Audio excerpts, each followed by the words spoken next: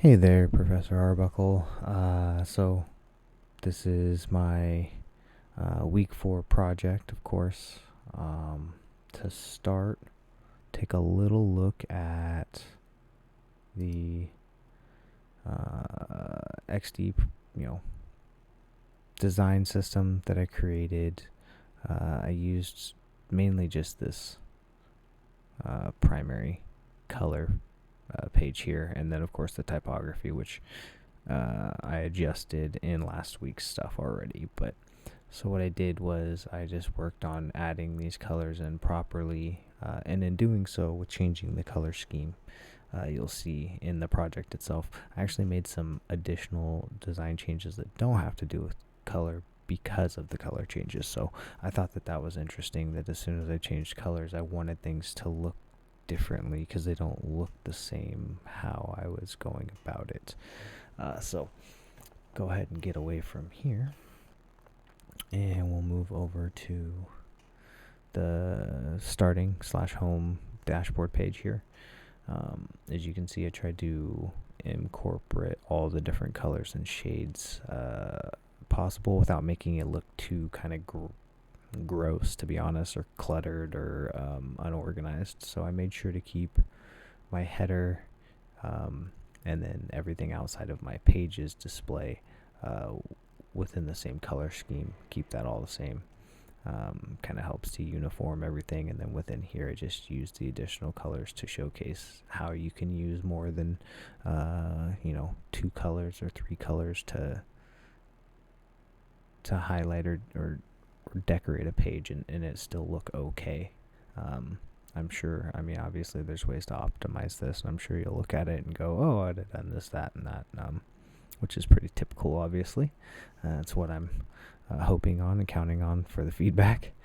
And so, yeah, just some different examples. I will say that because of color changes, one of the big things you'll see is that I added borders.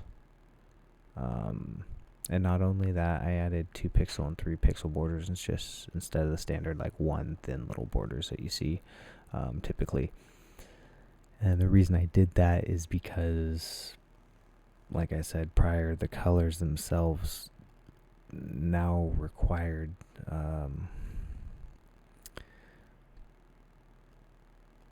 different separation, different types of separation. And one of the best ways to do that is to add a border around something. In this case, I actually, instead of adding a border, which I actually did do, I keep it at 1 pixel, and I wanted it to be super thin and light, because I had another light color under it as the box shadow, putting out this almost like an underglow effect. And so I really like that. It kind of gives this a little bit more of an alive feel.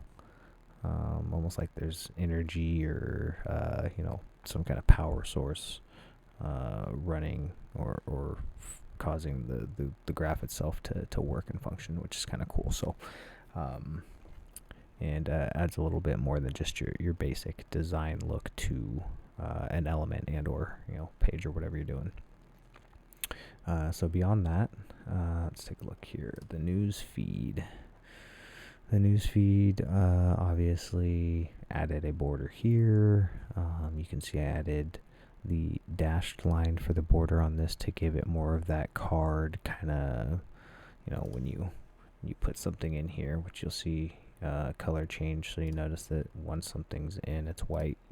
That'll help people understand. That's input, so it's not just an empty field anymore.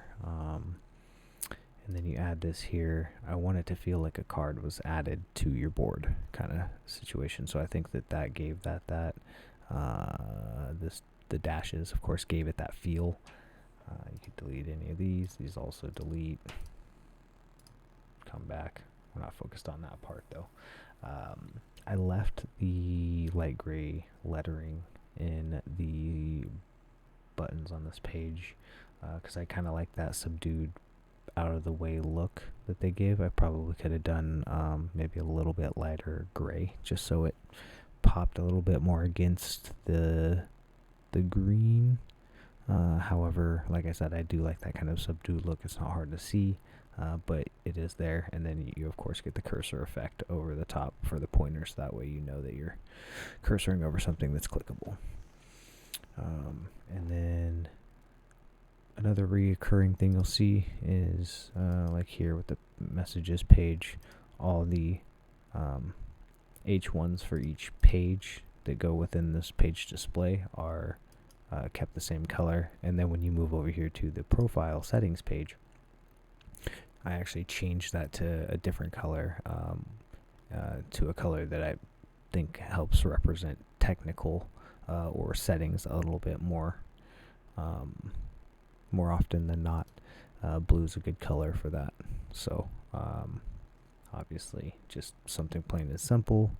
Settings page, colors help to differentiate between this being its own independent kind of thing and what this page is for compared to these other pages that are specifically for the application and kind of doing things in front end information.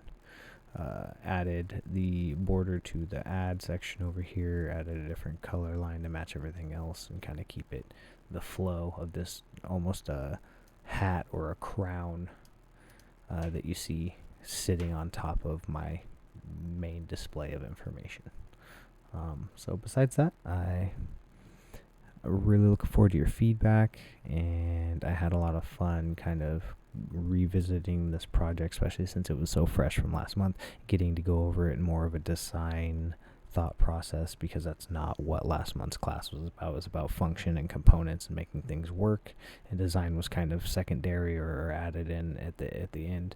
And this time was design forward. I already had something built. I gotta go in and set up a system and pick colors and do these different things that I normally have to kind of rush through, and that's why you see such a prior to this such a plain Jane kind of purple with 3 different shades of gray and some white, so I hope you enjoyed, and I really had fun in your class, and I hope you have a great day, and goodbye.